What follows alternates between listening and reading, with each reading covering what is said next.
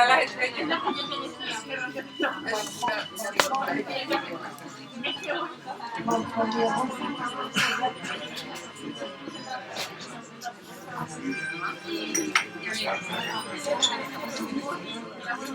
Que tengan miedo,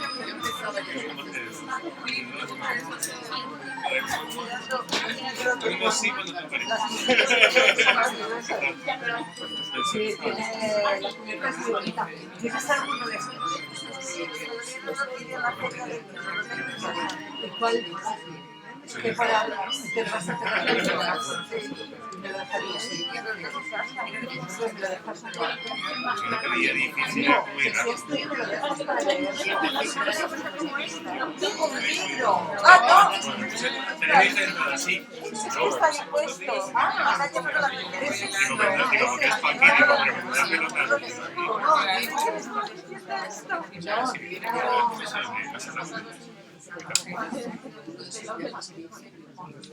Es que me has estado viendo a veces la mañana.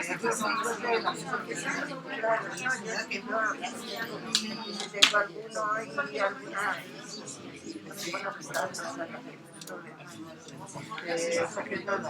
No, decirlo. No, ese no, ya, no, ese... Ah, dice que los aquí. Claro, claro. No, La próxima sí que me ha gustado mucho. Sobre el oficio de la traducción. Fascinante.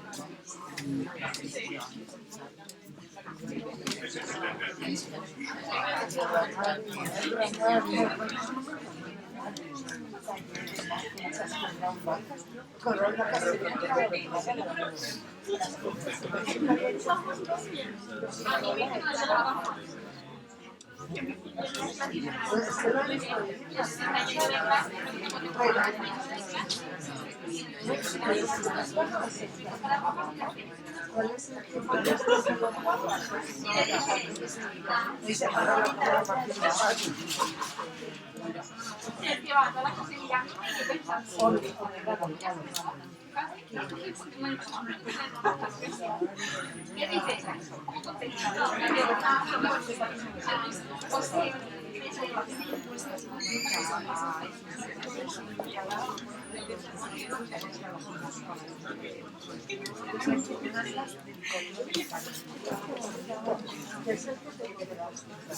Oye, ¿tú estás en un grupo? No, el grupo de cultura guay. No, solamente en el de Concha, eso de cuando encontráis todos los días. Ah, o sea, que esté... ¿Cómo te llamas? No sé, chido. Vale, no te ponía... Cara, no me pones cara. Concha Cultura Guay, ¿no? Acabo de mandar y es que mañana la novedad está en las cosas. Aquí está. Mañana a las 2. Te veo que está la participación de las vísceras. Sí, pero bien, pero mañana cada uno está en las conchas a las 12 y juraría a la noche y no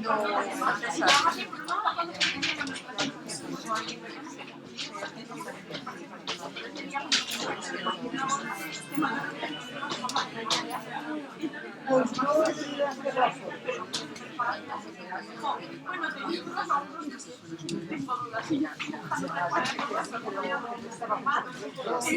Creo que os conozco, pero no estoy segura. ¿Algo que ver con vitivinismo? Con marchas, ¿verdad que sí? ¿Sois vosotros? ¿Cómo? Estoy, sí. La hermana de... Yo digo, mira, él no me ha conocido porque he hablado con él cuando me profanó. Lo único que es que estaba el color del pelo, porque lo tenéis ahora como rojizo y antes era más moreno. Pero de repente he dicho, esa cara me suena y de repente le he dado una intuición y he dicho, son ellos. Que tú hacías fotos y te gustaban mucho las favoritas. ¿Vosotros? No me he visto, pero siguen viendo. Sí.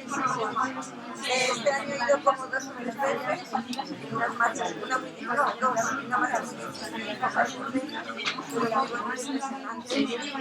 y otra por Candelera, también muy bonita. Y ahora este fin de semana se van de puente a pero bueno, no me apetece quedar 10 días. Otras veces la visita se está sí, hay bicicletas allá y hay mucha gente dando allá hoy. No, pero ahora estamos quitando No, pero seguís perteneciendo a la así que pero pagáis la Ya debía llevar contigo. no, es que todas las marchas que son muchos kilómetros para nosotros. Yo tengo una rodilla mal.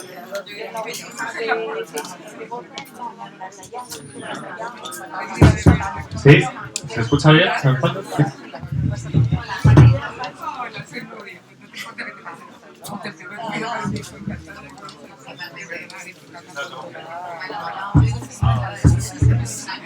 Ah.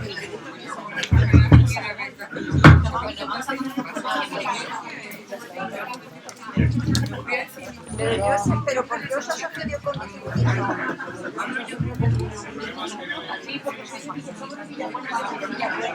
Ah, bueno, o sea que cuando ya hemos hablado de dónde están, a lo mejor tenéis nombre de porque claro, yo sí se asociaba con Porque yo quería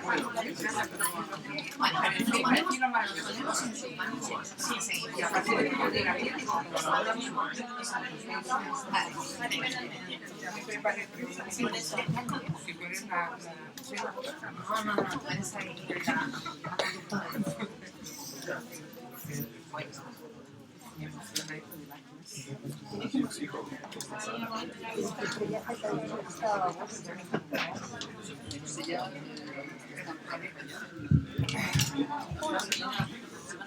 tenía ya abierto una botellita.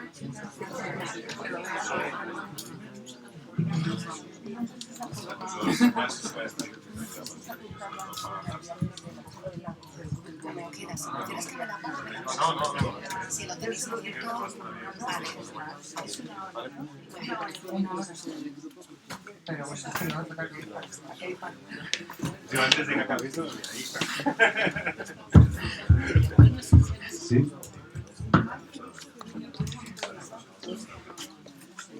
Hola, buenas tardes a todas las personas de la sala. Es un placer y un privilegio estar aquí hoy con vosotros, con vosotras, presentando estos 2 libros que aquí lo estáis viendo.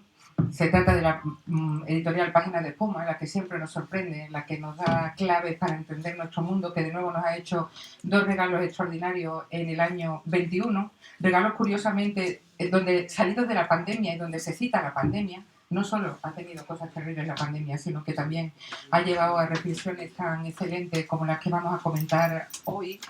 Y quiero, desde luego, comenzar agradeciendo a Juan Casamayor la confianza que pone aquí en la que les está hablando. Ya saben, fan absolutamente groupie aquí de estas 2 señoras. Vamos a empezar con 10 minutos de establecer paralelismo de lo que significa, si os parece, el nuevo ensayo escrito por mujeres y de la enorme calidad y sobre todo de las coincidencias en un pensamiento plástico, fluido, lírico, concreto, que cambia mucho de los parámetros establecidos antes de lo que era el ensayo. Y claro que no solo agradezco a Juan Casamayor, a toda Página de Espuma, sino a Rafa, Antonio. Pronto tendremos a Antonio Marcos, autor de las newsletters, imprescindible acá el 11 de mayo, hablando en la USAL para enseñarnos de literatura. Porque siempre digo que Letras Corsarias es la verdadera academia en Salamanca, todos lo sabemos, y por eso estamos aquí como fan. Empiezo entonces ya por el comentario de estos 2 libros que, como ven, afortunadamente, y lo digo porque tiene mucho que ver con la intensidad de sus palabras, no cuentan con tantas páginas como páginas intensas. En eso creo, tú siempre hablas de ensayito, Clara, cuando vas hablando de estos textos. Unos textos hechos desde el conocimiento absoluto de lo que Montaigne llamó el comienzo del ensayo. Creo que todos conocemos esa anécdota, ¿no? Montaigne dice, gracias a que de pronto en las páginas y con la revolución de la imprenta había márgenes, yo conseguía ir apuntando todo lo que me venía a la cabeza y luego montarlo después de 7, 8, 9 años. Claro, obligado habla aquí de que tenía un archivo llamado Jardín y después de una conversación con el autor Federico Falco, Jardín se le convirtió en otra cosa. Nuria Barro habla asimismo de cómo acumula artículos sobre escritura, monografías sobre escritura, pero lo interesante es el salto. Lo interesante es cuando una persona deja el horror del ensayo académico, y sé de lo que hablo, el artículo académico en donde uno tiene que justificar absolutamente todo, y defiende la revolución imaginativa por encima de cualquier otra cosa. Esto es lo que hay detrás de todo lo que crece. Creo que ya el título, con el subtítulo Naturaleza y Escritura, nos está hablando del dinamismo de un pensamiento siempre inquieto, siempre fluido, siempre con la interrogación por detrás, que no quiere cerrar sino cuestionar, y esto me importa mucho porque se une a lo que dice Nuria Barrio.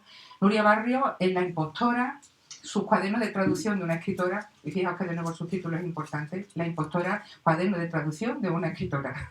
La escritora que traduce, pero que al mismo tiempo va a reivindicar por encima de todo la fluidez y la, a ver si lo digo bien, maleabilidad, que es una palabra que siempre me cuesta mucho, de la traducción.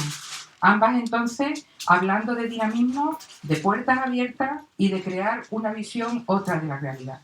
Los dos textos salen además, y lo dice muy bien Clara, en el caso de Clara de ese pueblo Roberillo de la Vera, donde tiene una casa con 300 habitantes y pudo ver las 4 estaciones gracias al recogimiento que nos provocó, ¿no?, el coronavirus. Los dos textos salen de esta situación atípica que nos hace cuestionarnos más que en ningún otro momento qué somos. La inquietud, la incomodidad. En el caso de Clara se ve perfectamente desde el principio ese deseo de libertad. Hay un epígrafe de Kafka, del deseo de ser un indio, a ver si lo digo bien, de Kafka, que me encanta porque creo que era Clara cuando quería seguramente salir a la calle y todos nosotros, pero al mismo tiempo era el deseo de el indio que va en el caballo y al final cabalgando por la pampa húmeda, que es la tierra primera de Clara, que se libera del caballo y ya no ve ni el caballo ni ve la pampa, ya solo se ve como un espíritu en libertad total corriendo. Creo que eso es verdaderamente el ensayo. Cuando llega el momento en que ya atendemos a las ideas, pero también nos quedamos prendidos del estilo de las escritoras que tenemos acá. El ensayo, decía Alfonso Reyes, es el centauro de los géneros.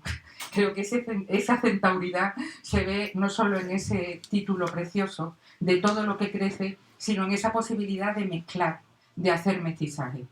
En el caso de Nuria, que cita a Clara, por cierto, en su propio texto, Una casa lejos de casa, el anterior libro de ensayo de Clara, al que responde Todo lo que fluye, de nuevo vamos viendo una serie de afinidades electivas que me interesa mucho destacar, porque creo que esta es la clave de lo que debe ser mi presentación. Hablar de una serie de autoras, sobre todo autoras, que están desde lo concreto a lo abstracto, abriendo la perspectiva, abriendo el ojo, para enseñarnos lo que dijo María Zambrano son los claros del bosque, para poner en cuestión todo lo que pensamos. Clara ya lo hablaba, ¿no?, en relación a Natalia Ginsburg, te leí hablando de esto en relación a Natalia Ginsburg. Creo que es una de las maneras más interesantes de realizar el ensayo creativo. Un ensayo que en absoluto va a preocuparse por incluir elementos memorísticos. De hecho, a veces cuando se hace las recensiones de su obra se va a hablar de que existe autoficción, porque vais a ver recuerdos de la infancia, en el caso de Clara la primera Argentina, la venida al norte, que en este caso sería Madrid, también el recuerdo de lo que puede ser sus experiencias con su nieto al final en Robledillo de la Vera. En el caso de Nuria, por ejemplo, la angustia que sintió la primera vez que tradujo, ella creía que era algo así como le habían enseñado, medio fácil, medio doméstico, dices muy bien, y luego se dio cuenta de que era bastante más delicado, y eso va a ser realmente el ejercicio que nos va a mostrar que cualquier otra cosa, porque era un acto de amor que lo obligaba al despojamiento en el lenguaje. Las dos se desnudan, las dos se despojan. La palabra despojamiento es importante, cuestionar todo lo que se dice. Y fijaos que otra de las claves que va a unir los textos es que ellas están continuamente preguntándose por las etimologías, hasta tal punto que incluso coinciden en alguna anécdota. Cuando se habla de la manzana, el mal y la manzana. Tú tratas esa anécdota en el Génesis y Nuria trata el tema de la manzana, del que vamos a hablar. Cómo se atribuyó tradicionalmente, pero patriarcalmente, la manzana como fruta prohibida. Ella lo explica 1000 veces mejor, claro, pero en realidad tiene que ver con la idea de malu, manzana y las malas traducciones. Sé que Nuria tú hablarás de costilla y costado, espero, igual que tú cuando empiezas maravillosamente a hablar de lo que puede ser la percepción de diferente cuando un tiesto que era antes malceta está en un gerandio que era antes malbón. Y aquí estoy traduciendo argentinismo y al mismo tiempo peninsularismo. Son muy conscientes del idioma y de cómo el idioma nos atosiga y coarta en todo momento nuestra libertad. Por eso también otro de los elementos en los que coinciden, porque aquí quiero hacer sobre todo la loa de este ensayo nuevo, es en sacar a traductoras olvidadas o también naturalistas olvidadas. Personas que se dedicaron a esos estudios y que desgraciadamente hasta ahora no han aparecido. Me estoy acordando, por ejemplo, de Margarita Nelten, teóricamente la primera traductora de la Metamorfosis, que se atribuye a Jorge Luis Borges y parece que Borges no se encarga de quitarlo. Esto lo aprendemos con Nuria. Pero es que con Clara aprendemos también de naturalistas, de zoólogas, sé incluso que Emily Dickinson es botánica y de las clasificaciones que hacía con 14 años. Así que ese es otro placer que tiene enorme leer estos dos ensayos. Como es el centauro de los géneros, se trata entonces de recibir una anécdota que muchas veces parcial, luego ya no voy a leer, Clarita, no te preocupes ya, porque lo que tenéis que hablar vosotros. Una anécdota que puede ser parcial o menor o pequeña o no esperada en ese momento. También está esto, lo inesperado, juegan mucho con el montaje, la estructura de la obra, para de pronto ampliarla y conseguir que pensemos de otro modo. Yo me quedaría en principio, y ya les doy la palabra a ella porque es de lo que se trata para que veamos todo lo que he dicho, desde la etimología a la apertura, desde la fluidez a la idea de un pensamiento dinámico, desde la importancia de lo concreto a ir a lo abstracto, cambiando las categorías, sacarnos de las lagunas mentales.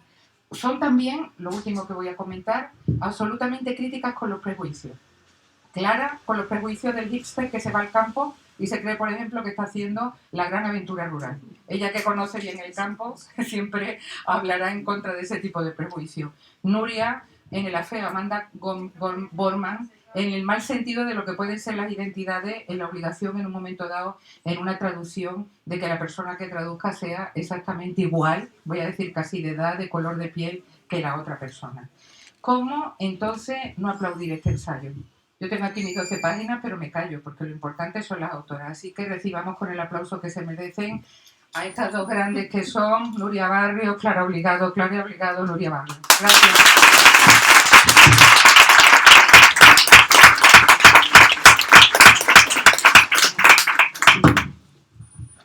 ¿Se oye? Sí. Bueno, muchísimas gracias por acompañarnos y muchísimas gracias a Paqui. Yo pensaba cómo definir a Paqui. Me parece que Paqui es como un tembladeral, como un terremoto. Yo siempre que la escucho me dejo llevar por su entusiasmo y pienso que tengo que cambiar todas mis lecturas y cambiar mi vida rápidamente, porque ha dicho algo que me ha llevado, no, por ahí tengo algunas ponencias tuyas que las leo y digo, Dios, quedo ahí preocupada, ¿no?, por los cambios que hay que establecer. Y creo que esto tiene que ver también con que somos amigas, ¿no? O sea, yo soy amiga de Nuria es la amiga de Paqui, y no quiero empezar de una forma que parezca banal, sino defendiendo estas formas de amistad. Yo creo que Nuria y yo hemos discutido bastante sobre lo que estábamos escribiendo. Estas formas de amistad que son una forma para mí de pensamiento femenino también. O sea, hace un tiempo yo escribí un libro sobre las conjuras y me di cuenta que la palabra conjurado era siempre masculina. Nunca se hablaba de conjuradas, ¿no? Era una rareza. Sin embargo, pienso que en los últimos años ha habido una conjura de mujeres muy fuerte, donde nuestro objetivo ha sido pensar, ¿no? Y es un objetivo muy interesante. ¿Y desde dónde hemos pensado? Creo que cada una de nosotros ha pensado de una manera diferente, que de pronto confluye en un café. Podemos charlar y podemos discutir, pero hemos pensado básicamente a partir de lo concreto, Creo que ambos libros utilizan el yo como punto de partida, que no es lo habitual en un ensayo. En general, el ensayo se sitúa en un campo académico con una voz totalizadora. Creo que tanto el ensayo de Nuria como el mío se sitúan en un yo no trascendente que va avanzando en el conocimiento y en ambos libros haciendo fragmentos que dejan espacio a que el lector entre y discuta. ¿No? Se trata de un ensayo que yo llamo ensayito, con la indignación de Nuria, porque dice que estoy banalizando lo que hago. No, en absoluto. Estoy rebautizando lo que hago, que es bastante distinto, ¿no? Desde este rebautismo, yo digo ensayito, porque huye de lo trascendente y de lo importante para convertirse en un texto dialogante, ¿no? Eso yo creo que es lo que yo voy buscando. Si te parece, Nuria, vamos intercambiando a partir de aquí. ¿Os parece bien? Y Paqui, por favor, idem. Bueno, buenas tardes a todas. Muchas gracias a Paqui y bueno, vamos al lío.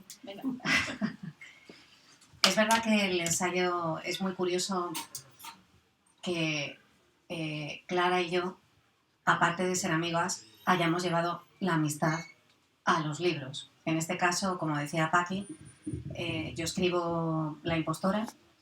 Y... Perdona, yo te voy a interrumpir antes de que empieces incluso. Yo soy, soy evidentemente extranjera, ¿no? Entonces, si hay algo que a mí me escandalizaba de España, de los medios de escritores, es que las amistades que llevaban a los señoros a los premios eran del colegio, eran de la facultad, eran de la familia. Yo creo que es importante decir que nosotras somos amigas de la literatura. O sea, que nos conocimos porque nos leímos, que es otra cosa. Es verdad, efectivamente. Clara y yo hemos encontrado como una especie de, digamos, extensión nuestra donde nos encontramos, que es la literatura. Y a partir de ahí, en ese plano, nos encontramos, dialogamos, nos interrogamos. A mí la literatura, el ensayo anterior de Clara, que se llama Una casa lejos de casa, para mí fue uno de los puntos de arranque del ensayo. Bueno, voy a hablar primero este punto y luego ya paso a lo que ha dicho Paqui. Yo empecé el ensayo, el punto de arranque del ensayo fue efectivamente más que la pandemia, fueron los 3 meses de confinamiento. Para mí supuso un momento de incertidumbre enorme y no sabía muy bien cómo, me dejó paralizada, no sabía muy bien cómo manejarme en esa situación absolutamente inédita, que era que el mundo se paralizara, que no hubiera aviones en el cielo, que no hubiera coches en las calles, que nos hubieran dicho que nos encerráramos en casa y nos hubiéramos encerrado en casa, que no supiéramos cuándo iba a acabar. Bueno, yo no sé si volveremos a vivir una situación semejante, pero el sentimiento que tenía abrumador era ese, de incertidumbre. Y de repente me di cuenta, yo no podía, era incapaz de leer ficción porque la ficción se me caía de las manos, y acudí al ensayo como una forma, como una vía que me permitiera reflexionar sobre lo absolutamente desconocido. Y de repente me di cuenta, bueno, acudí a los ensayos tradicionales de aquel momento en el confinamiento, donde todos íbamos, que era el de Cameron, Lápez, bueno, todos, había una serie de títulos como claves, y efectivamente aquello era un eco que reproducía la situación, que la ampliaba, pero que no aclaraba nada. Y de repente leí el ensayo de Clara, que se llama Una casa lejos de casa. Y luego leí el ensayo de otra ensayista que me gusta mucho, que se llama Mencho Gutiérrez, que se llama... Se me va a ir ahora el nombre... Algo con casa. Sí, tiene que ver algo con casa, lo voy a decir. La mitad de la casa. La mitad de la casa, muchas gracias. La mitad de la casa. Y me di cuenta que efectivamente los dos ensayos, cada uno en el campo que describía, en el que entraba a analizar, ambos se detenían en el concepto de casa. Pero el concepto de casa tomado en un sentido, como antes decía Paqui, en el sentido hondo, la casa, como el refugio, el hogar. Pero el refugio y el hogar habían dejado de ser refugio y hogar y habían pasado a ser algo que se había derrumbado, nada tenía sentido. Y a partir de repente, ¿qué son los libros sino conversaciones cuando uno leemos? Y de repente empecé a conversar con el texto de Clara, empecé a conversar con el texto de Mencho, y me di cuenta que el sentimiento que a mí me había producido el confinamiento y el diálogo que había entablado con el texto de Clara, porque además esto es una cosa muy curiosa, es un diálogo que entablo con el texto de Clara, aunque luego pueda dialogar con Clara, pero la conversación tiene un cariz distinto en persona que a través de la lectura, a través de los textos. Y de repente me di cuenta que ese sentimiento de incertidumbre, de desconocimiento, de no saber muy bien ni siquiera ya cuál era mi identidad, porque el hogar se había derrumbado, ese sentimiento yo lo había sentido previamente en una ocasión, que fue la primera vez que traduje, que me puse a traducir, que de repente sentí que el mundo se me derrumbaba porque lo que era mi hogar como escritora, que era el lenguaje, se me desmoronaba entre las manos cuando me puse a traducir, porque ya no la lengua extranjera, mi propia lengua se convirtió en extranjera para mí. Y a partir de ahí empecé a reflexionar, cogí la traducción como trampolín, algo que me era muy cercano, muy familiar, cogí la traducción como trampolín, cogí la voz de Clara, cogí la voz de Menchu y a partir de ahí empecé el camino de ese ensayo. Voy a decir brevemente porque he apuntado un montón de cosas que han dicho ambas, pero si quisiera, bueno, y luego continuamos, solamente voy a decir dos cosas. Lo ha mencionado antes Clara, pero había algo en el texto de Clara que a mí me llamaba directamente, que era la llamada. Clara hablaba en Una casa lejos de casa, que en cierta forma continúa el tema en Todo lo que crece. Hablaba de lo que significa el sentimiento de extranjería, el sentimiento que está relacionado con el sentimiento del exilio, el sentimiento de desarraigo. Y ese sentimiento es el sentimiento que en realidad es propio a cualquier acto creativo. Va mucho más allá del hecho real, fáctico, de ser exiliado o ser extranjero. Es un sentimiento que forma parte de cualquier actividad creativa. Bueno, ahí empezó como una especie de... Bueno, yo ahí sentí que había un ámbito de reflexión enorme que a mí me permitía caminar. Y luego quería simplemente, por hacerle el guiño a Clara, porque ella insiste siempre, no me gusta nada el término ensayito que ella utiliza para sus ensayos. ¿Por qué? Parece que ensayito... Clara es una persona muy irónica.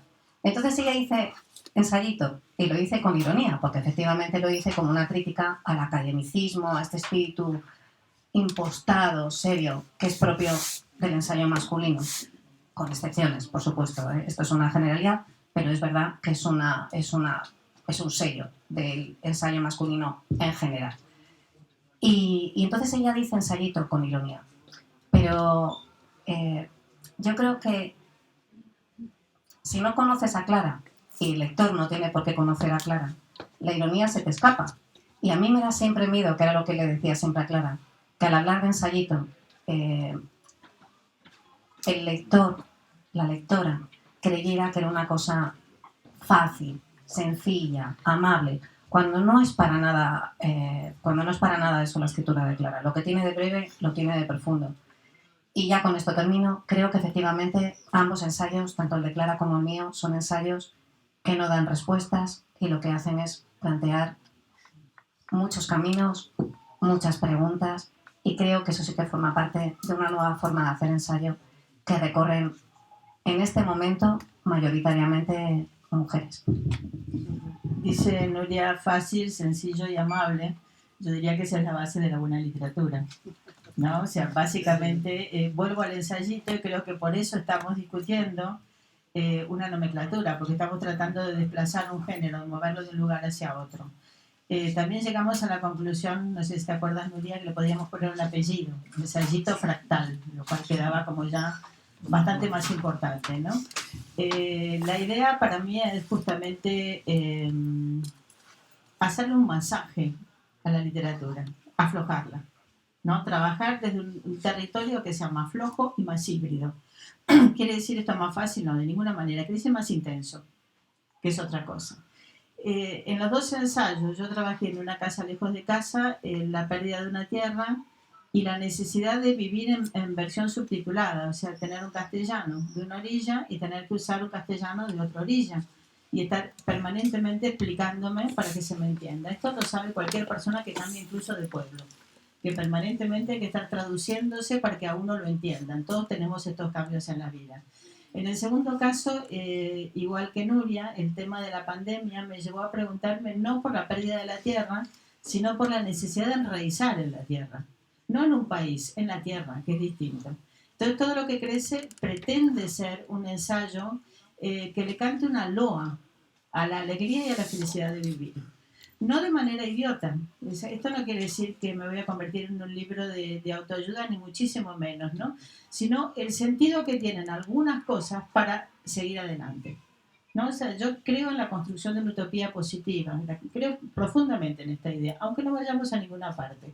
Creo que si no somos capaces de construir hacia adelante, estamos verdaderamente perdidos.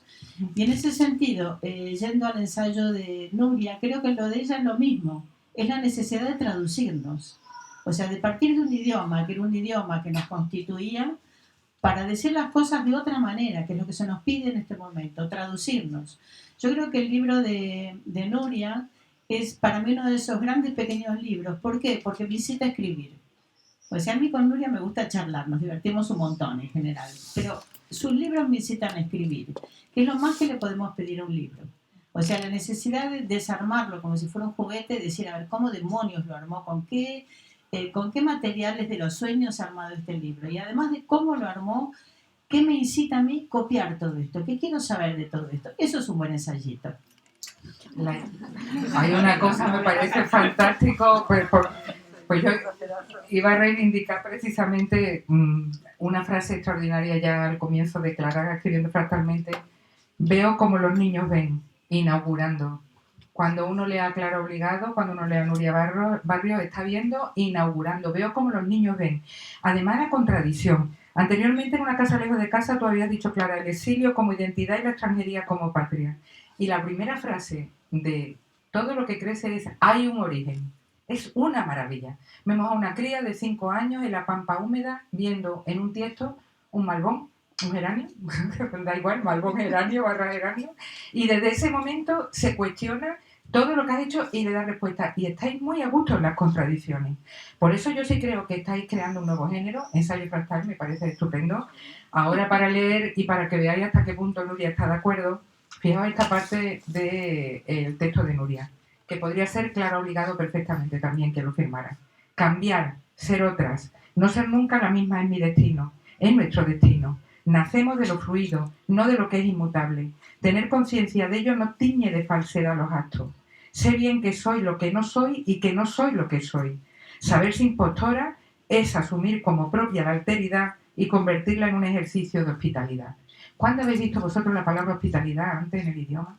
Ejercicio de hospitalidad, conversación, complicidad y la reivindicación de la impostora frente a la idea de traductores traidores, ¿no? O sea, la tradición se ve tan mal, en este caso, vuestra reivindicación, el caso tuyo, Nuria, de la idea de la impostura, ¿no? Que es como la salvación porque te coloca en otra situación. Ante ese complejo tonto del síndrome de impostora de las mujeres, tú lo tratas de otro modo. Y me interesa por eso, porque habla de la maleabilidad, de nuevo, que no voy a pronunciar más eso, de vuestra escritura. Me la aprendí, lo he ensayado, pero ya van 2 veces de equivocarme. Cuando elegí el título de la impostora, bueno, había una acepción evidente, que era el hecho de que una traductora, por definición, es una impostora, porque hace suya la voz de otra persona. Pero realmente el juego estaba en la segunda acepción, y es en el hecho, yo jugaba con el famoso síndrome del impostor, como tú dices, Paqui, que afecta especialmente a las mujeres, que es esa sensación de que cuando una alcanza el éxito, no es por mérito propio, no es por el talento o por el trabajo, sino es por una cuestión de suerte, de azar. Y lo que hace el ensayo, lo que hago en el ensayo es precisamente lo contrario, reivindicar el hecho de la impostura.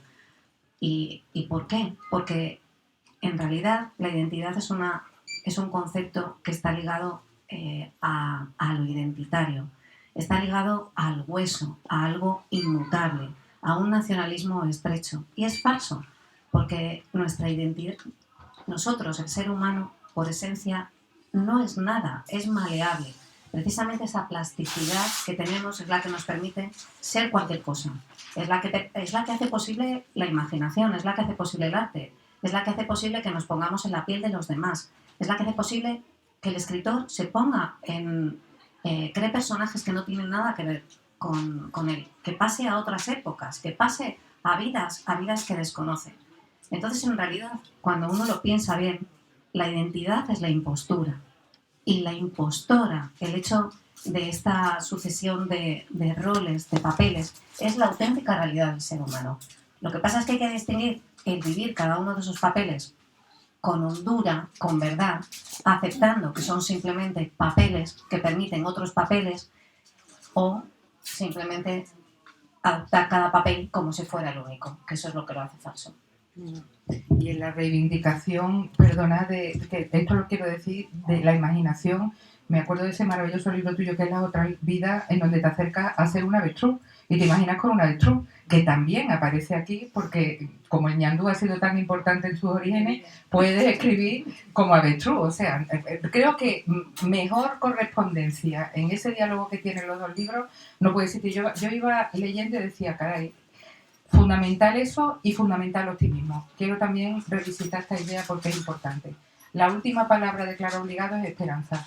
La tuya es la reivindicación de que se rompieran las lenguas como consecuencia del mito de la Torre de Babel, porque nos ha permitido vincularnos y disfrutar a través de la traducción. Hay un optimismo militante. Eso que dice Ursula K. Le Guin, ¿no? El optimismo transgresivo que es tan característico en tantas escritoras contemporáneas. Me gustaría que me hablarais de eso y de esa esperanza, porque sí creo que es fundamental. ¿Qué os parece? Sí, mira, varias cosas. La primera que me viene a la cabeza es una frase que me dio Nuria, justamente, que yo la uso para separar. Mi libro está separado en sur y norte, así como dos partes del mundo, ¿no? Una frase de María Zambrano que dice, gracias al destierro conocimos la tierra. Eso es un pensamiento optimista a todos los niveles, ¿no? O sea, no es negar la angustia del destierro, sino aceptar que gracias al dolor también se consigue la esperanza.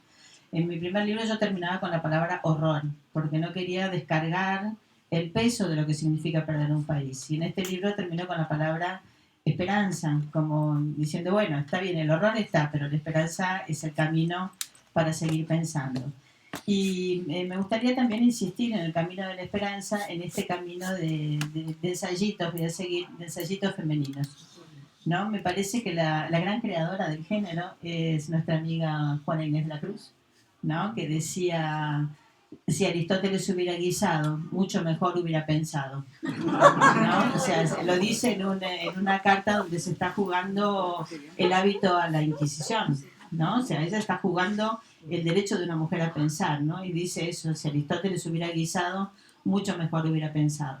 Yo creo que en ambos ensayos las dos guisamos bastante y la idea de Nuria de escribir en femenino, ¿no? De aceptar que esta trayectoria del ensayito, ensayo fractal o como demonios se llame, pero en todo caso un género inestable, que eso es lo que sí me interesa a mí de todo esto, es inestable, no es un ladrillo de la cultura, es un género inestable, géneros que están buscando.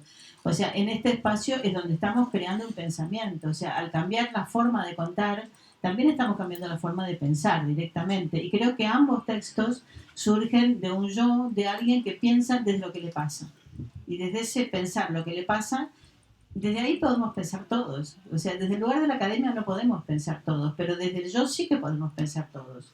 Entonces yo creo que es un pensamiento de alguna forma, no sé por qué he salido por aquí, pero es un pensamiento de alguna forma comunitario, ¿no? Que busca la sencillez, son textos que se entienden perfectamente.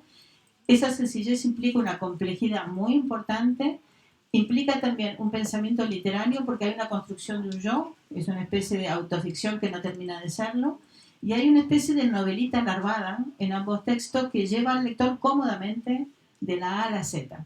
¿No? Yo creo que esto es bastante nuevo, o sea, que es una propuesta de Sor Juana que aparece en Natalia Ginzburg, que aparece en otras autoras importantes, pero es algo que estamos empezando a trabajar, ¿no? Es una búsqueda. A mí me gusta mucho, bueno, hay unos versos de William Blake, pero cojo solamente uno que dice, que habla del infinito en la palma de la mano, que es exactamente esa idea. Es partir de lo cotidiano para llegar al universo, efectivamente, partir de lo más cercano para llegar a lo más lejano.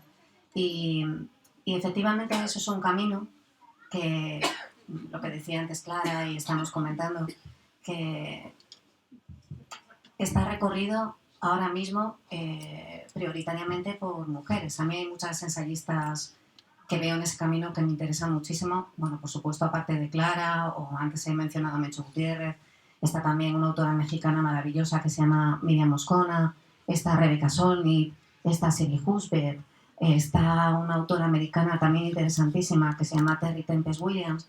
Hay todo este camino de reflexionar a partir de lo vivido. Y es un camino optimista, lo que decía antes Clara, porque efectivamente para apartarse de la norma y hacer camino hay que ser optimista. Y lo somos. Y también hay algunos, porque habláis las dos de Andrés Neumann, otro cómplice en Páginas de Espuma, que ha publicado Umbilical, ¿no? Cómo se puede entender el embarazo desde el punto de vista de un hombre, creo que, y que va a venir acá. Una buena traducción. ¿Qué? Es una traducción. Umbilical. Claro, Un hombre. Ya, exactamente. Pero que por eso digo, Andrés, ay, no sé si se me está escuchando. ¿Ahora sí se me escucha? Yo tengo bronca, si no me pongo de pie. Lo que quería decir, Andrés Neumann, ¿no? Cómo piensa efectivamente también y habla del ensayo a través de Sorbana, del detalle de cambiar, él que va a estar aquí presentando Umbilical. Vosotras habláis de Andrés Neumann en un caso como cómplice y la otra lo pone pues para hablar de la traducción como acto de amor. En tu caso, ¿no? Tú la colocaste, a ver, lo tienes aquí, Una ¿no? de las citas que abren. Alguna de las... Es que creo que es muy interesante porque habla de este ejercicio... Amor retribuido palabra por palabra, creo que es. Exacto. Único modo humano de leer y escribir al mismo tiempo. Creo que el ensayo fractal o ensayito es una forma de leer y escribir al mismo tiempo, como la traducción también. Texto original que se inspira en otro. Estáis en diálogo continuo. Ficción basada en hechos lingüísticos reales. Uno aprende un montón. Esta Paula Romana que estuvo traduciendo la Vulgata o la Margarita Nelken o me impresionó mucho Susan Fenimore Cooper que era naturalista. Aprendes todo. Estás todo el tiempo aprendiendo detalles que son imprescindibles y además al final hay una bibliografía de 3 páginas que ves que efectivamente si te interesa tú puedes ir allí y seguir con el asunto. Amor retribuido palabra por palabra. Esta es la que más me gusta. La historia de amor. Sí, porque luego dice literal, que hay muy malas traducciones. Lesión literaria con arma filológica simultánea, malentendido en estéreo. Realmente él como cómplice, ¿no? También para hablar de esta idea fundamental. Hablemos de etimología si queréis. Que me gustan mucho las etimologías y los tratos que estáis haciendo con palabras. ¿Escoges alguna, Clara? ¿Escoges tú la de Costilla, Costa, que creo que define mucho tu trabajo? Ah, es que no sé. Yo soy muy mala. Como lo ha citado Paqui varias veces, voy a contar esta historia. Antes decía Clara lo de escribir de otra manera. En realidad, leer de otra manera significa escribir de otra manera, que es pensar de otra manera. Que esa es la posición en la que estamos como mujeres, como escritoras. Bueno, es fascinante ver cómo la mayor parte de los textos que nos han llegado traducidos, de los grandes textos, han sido escritos, han sido leídos y han sido editados por hombres, lo que implica que han tenido una sola lectura, que es la lectura masculina. Y uno de los casos más reveladores y también más escandalosos es el caso del Génesis, la historia del inicio de la creación del hombre y la mujer. Bueno, esa historia es una de las historias fundacionales, porque la Biblia es el libro más vendido de la historia de Occidente, es el primer bestseller y realmente es la que establece la jerarquía existente entre hombres y mujeres y en realidad la sociedad que hemos heredado, que ha llegado hasta nuestros días. Bueno, pues ¿qué sucedería si la palabra que fue traducida como costilla, os acordáis, Eva fue creada de la costilla de Adán? ¿Qué sucedería si la palabra hebrea que fue traducida como costilla no significara costilla, sino significara al costado? Pues eso es lo que sucede. La palabra hebrea es la palabra tzelá, y su traducción literal es al costado, al lado de. La lectura, evidentemente, es completamente distinta, porque si el texto de la Biblia, el texto del Génesis, dijera que Eva fue creada al lado de Adán, eso significaría que Eva habría sido un sujeto con los mismos derechos y los mismos deberes que el hombre, no un ser supeditado al servicio del hombre. Que haya un error en una traducción no es llamativo, porque las traducciones están llenas de errores, todo está lleno de errores. El problema no es el error inicial, el problema es que el error haya sido mantenido, perpetuado a lo largo de la historia. Porque ese deseo, esa decisión de perpetuación ya es una decisión política. Es una decisión con gravísimas consecuencias. Qué curioso que la primera persona que señala que esa traducción es errónea, sea una mujer, una rabina francesa, que se llama Delphine Orvilleur, que además acaba de ser traducido, uno de sus libros acaba de ser traducido ahora al español, y creo que se llama Hablar con los muertos o algo por el estilo. Pero es muy curioso que las mujeres que tradicionalmente han sido veladas sean las que alcen esos velos, que es lo que ocurre en este caso. Bueno, pues imaginemos, pensemos simplemente, esto es simplemente una llamada de atención, para que cuando nos enfrentemos a textos fundacionales tengamos en cuenta que son una lectura concreta, son solo una lectura. No hay palabra de Dios, es la versión de quien leyó y tradujo. Y por lo tanto está abierto a otras voces, a otras réplicas, a otras visiones distintas. Bueno, yo, usando mi propia etimología, elegiría de... Yo uso las etimologías en el libro como semillas. O sea, a mí me parece que la pandemia, al menos a mí, me llevó hacia un camino hacia atrás, hacia un pensamiento más hacia el origen, ver qué nos pasa en el planeta, pensar el planeta, ¿no? Esa es mi necesidad a partir de la pandemia. Y me parece que la manera de pensar el planeta desde el lenguaje son las etimologías, es el origen de las palabras. Y si tuviera que reivindicar una, elegiría madre, que quiere decir madera, ¿no? Es totalmente distinta la palabra de madre sin su etimología, que entendiendo que madre y madera son exactamente lo mismo. Y volviendo al paraíso original, que creo que está lleno de errores, me parece que una etimología muy divertida es la de malus, manzano, y mal, ¿no? Por eso la pobre fruta estuvo bastante condenada durante mucho tiempo, con ella el color rojo también, ¿no? Malus, manzano y mal, que podría haber sido una naranja. Si miráis, hay muchas pinturas medievales que pintan una naranja, es un problema de traducción también. Entonces, mi libro está mechado de etimología que nos llevan de un pensamiento actual a decir, bueno, esto en el origen fue otra cosa, fue otra cosa. O sea, cuando decimos la palabra proclive, estamos refiriéndonos a los romanos, porque viene de proclivia avis, de pájaro de mal agüero, quiere decir. Somos proclives, tenemos mala suerte si somos proclives, propensos sería otra cosa. Entonces, estos detalles de las etimologías me parece que son una manera de investigar en aquello tan cotidiano que es cómo hablamos, qué decimos, qué hay detrás de lo que decimos, sería la pregunta que nos lleva a la traducción también.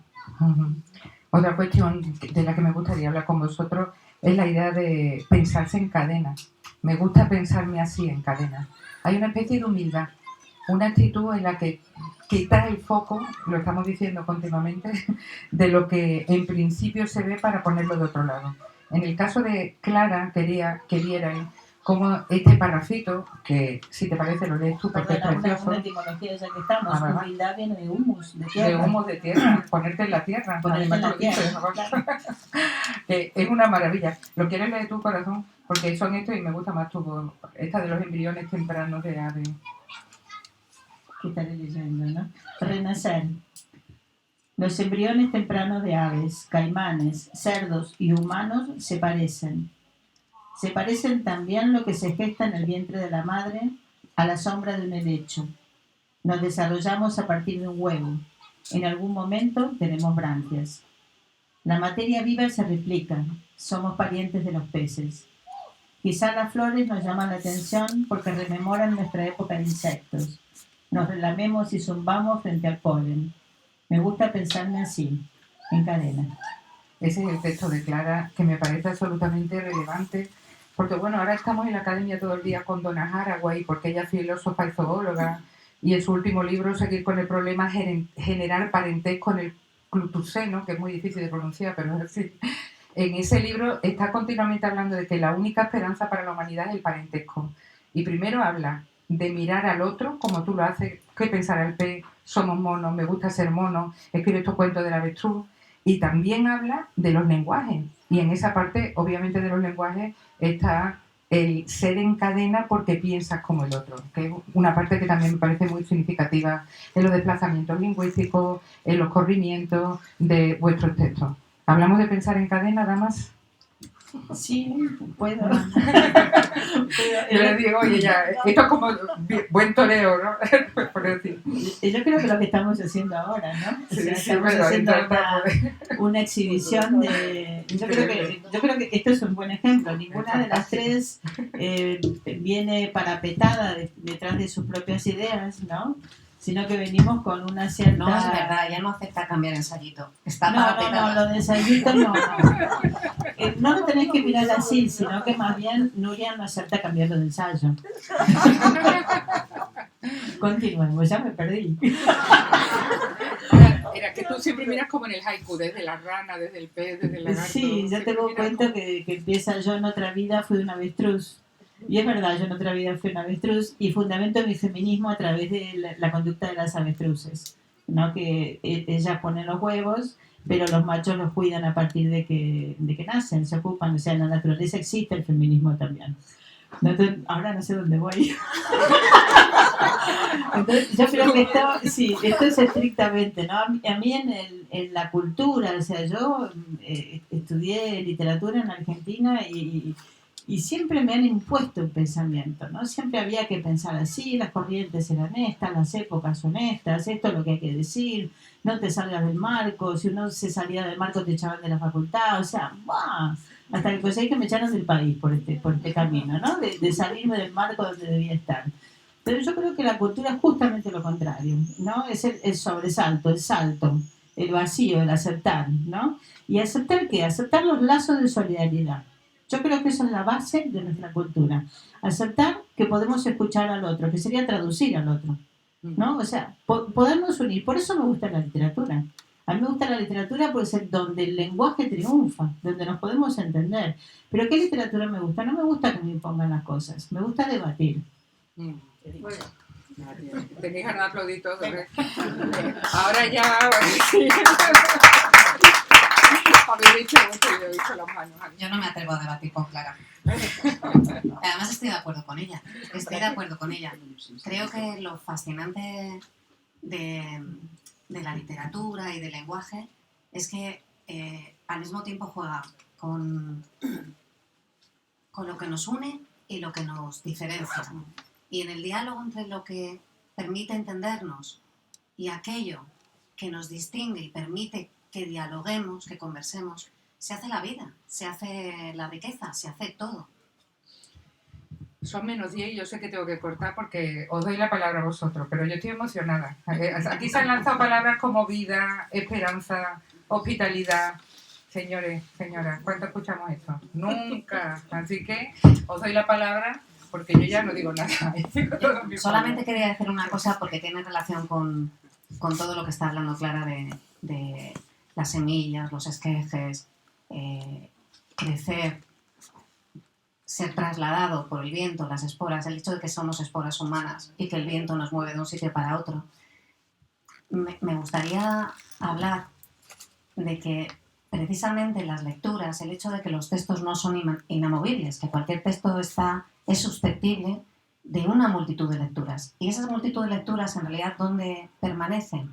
Pues podríamos hablar, siguiendo con el ejemplo de Clara, podríamos hablar de un vivero donde crecen una infinidad de lecturas que permiten que un texto siga vivo, sea interpretado y cambie y permanezca al mismo tiempo a lo largo de la historia. Y nada más.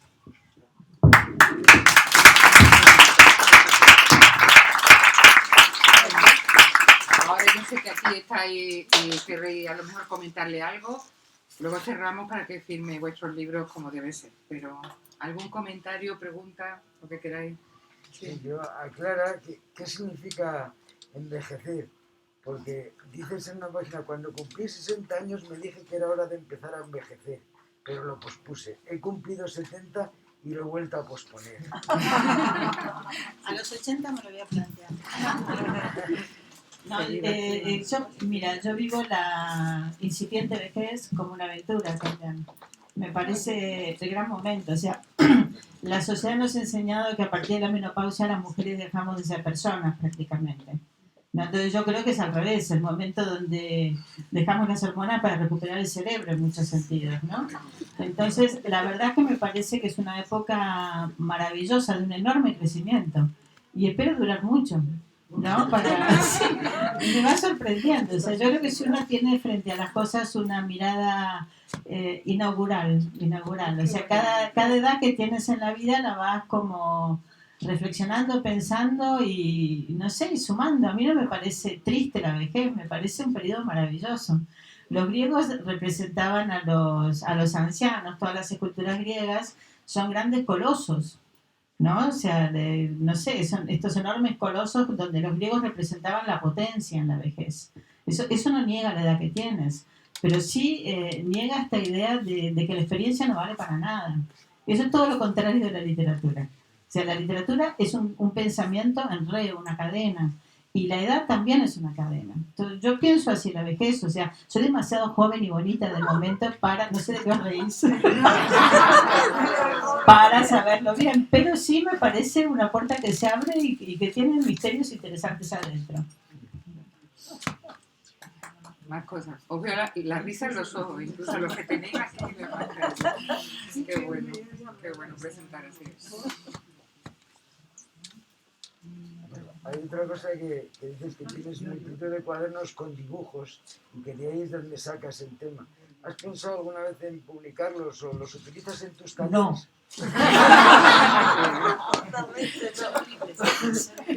Bueno, chicos y chicas, yo sé que queréis aquí venir al lado de estas dos. Si fuéramos adolescentes diríamos P-amas, por eso me quedo con lo de amas, para que os firme el libro. A mí Para mí me gustaría a mí cerrar leyendo el texto de Kafka, que me parece, sí. si quieren Sí, con lo que empecé, por sí, favor. creo que Kafka es el gran traductor, el gran trasterrado, ¿no? El deseo de ser un indio, mira, por favor. ¿Qué?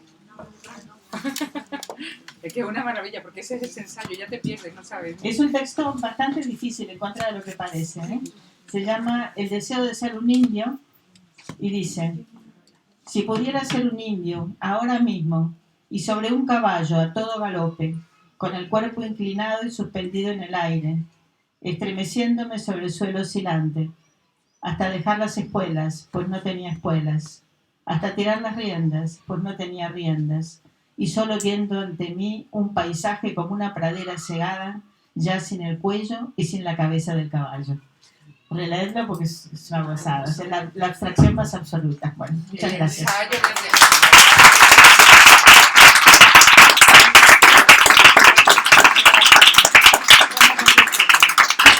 sí que lo podéis hacer cámara. Gracias de verdad.